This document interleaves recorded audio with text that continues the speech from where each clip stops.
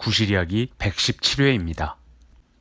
여러분들이 어딘가에서 보거나 본인 또는 주변에서 겪어본 우리나라 세금 중 가장 높은 세율은 얼마로 알고 계시나요? 소득세 중에서 99% 세율을 적용하는 경우가 있는데 이에 대한 이야기를 하고자 합니다. 소득세법 제129조 원천징수세율 제2항 제2호 단서에 금융실명법 제5조가 적용되는 경우에는 이 법에서 정한 세율로 원천징수한다고 되어 있습니다.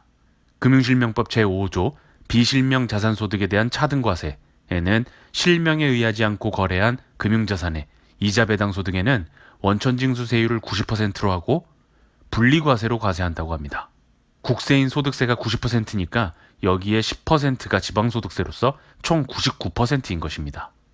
금융소득 종합과세되는 분들이 누진세율로 과세되면 15.4%보다 더 많은 세부담을 갖게 되는 것도 참 힘들어 하시는데 99% 세율이 와닿지 않지만 무서운 것은 사실입니다.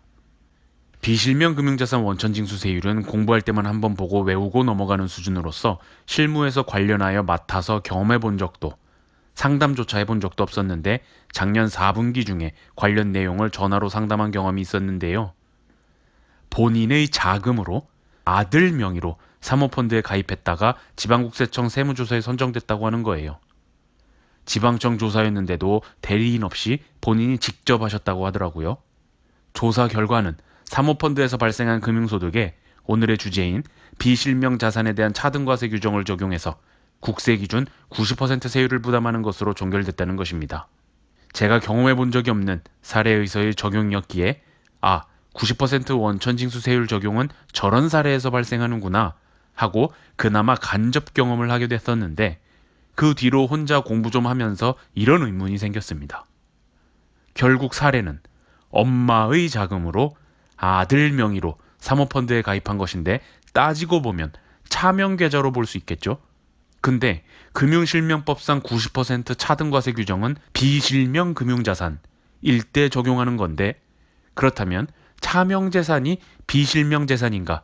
라는 궁금이 생겼습니다. 국세청이나 금융위원회 등은 지금까지 유권 해석과 실제 법 적용에 있어서 차명계좌가 객관적으로 밝혀진 경우에는 원천징수세율 90% 대상인 비실명 자산에 해당하는 것으로 보아 적용해 왔습니다. 즉 차명계좌는 비실명계좌로 봤던 것이죠.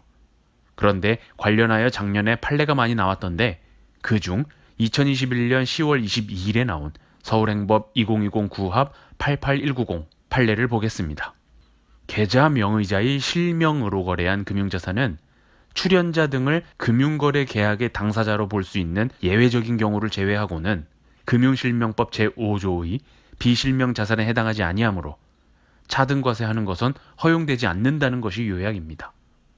해당 판례는 금융실명법에서 말하는 실명과 비실명의 정의를 아주 자세하고도 논리적으로 구분하여 설명하면서 비실명 자산이란 금융거래계약 당사자의 주민등록표 등 명의에 의하지 않는 등 거래자의 실명에 의하지 않고 거래한 금융자산을 의미하므로 결국 계좌 명의자의 실명으로 거래한 금융자산은 예외적인 경우를 제외하고는 비실명 자산에 해당하지 않는다는 것입니다.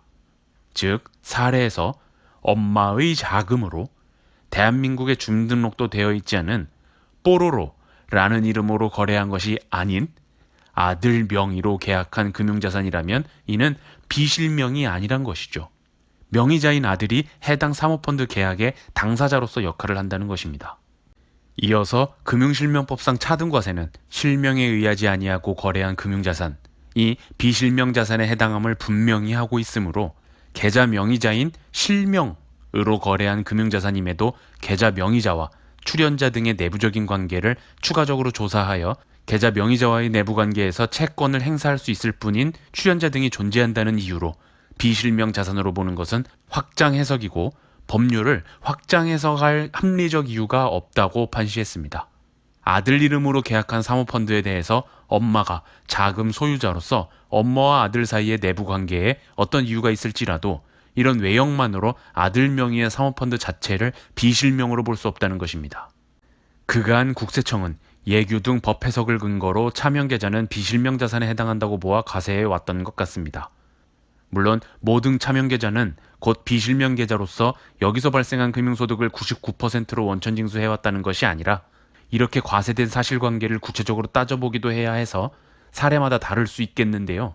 제가 상담했던 지방청 조사건도 금융실명법에 의한 비실명 자산에 대한 차등과세로 종결된 사실관계를 더 깊게 들여다봐야겠으나 고객과 통화한 내용 및 어쩌다 짧게 통화하게 된 담당 조사관의 말을 종합하면 엄마의 자금으로 아들 명의로 사모펀드를 들어 발생한 소득에 대해 90% 원천 징수한다는 것이었는데 최소한 여기까지만 보면 해당 사모펀드를 실자금 소유자인 엄마의 차명재산으로 봐서 이를 실명에 의하지 않은 금융거래로 본 것인데 앞선 판례의 개념을 적용하면 납세자 입장에서 다툼의 여지가 큰 사례로 생각합니다. 오늘의 영상을 통해 제가 하고 싶은 말이 여기 있는데요. 이 사례 말고도 최근에 겪어본 경험 등에 의할 때 1. 간단하다고 생각한 세금 신고 2. 간단하다고 생각한 세무조사 3. 난 떳떳하기에 문제없이 종결될 것이라 생각한 세무조사 등에서 세무대리인을 선임하지 않고 직접 대응하게 되면 납세자에게 아주 대단히 불리하게 끝날 수 있겠다는 생각을 많이 하게 됐습니다. 상담 사례만 보더라도 지방청에서 90% 원천징수세율로 하겠다고 이야기가 나올 때 이게 과연 세법상 맞는 법 적용인지 판례 등을 검토했어야죠. 길지 않은 세무사 경력이지만 증권사 등 금융기관과 업무를 주로 하는 저의 경험으로 볼 때 이렇게 과세되는 세무조사는 겪어본 적도 없고 상담도 해본 적이 없었거든요.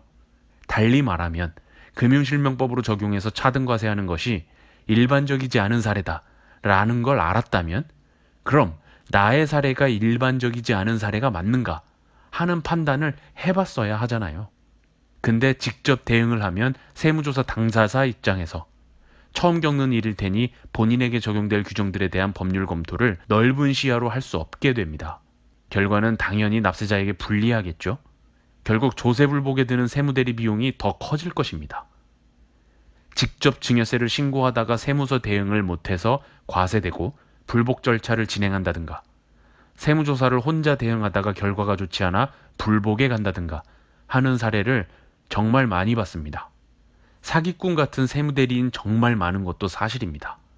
그래서 세무사 찾아가세요 라는 말 하기도 사실 민망할 때가 있습니다만 어쨌든 본인에게 세금 문제가 발생했다 또는 발생될 것 같다고 한다면 여기저기 알아봐서라도 꼭 조언을 얻고 그에 맞는 행위를 하셨으면 좋겠습니다.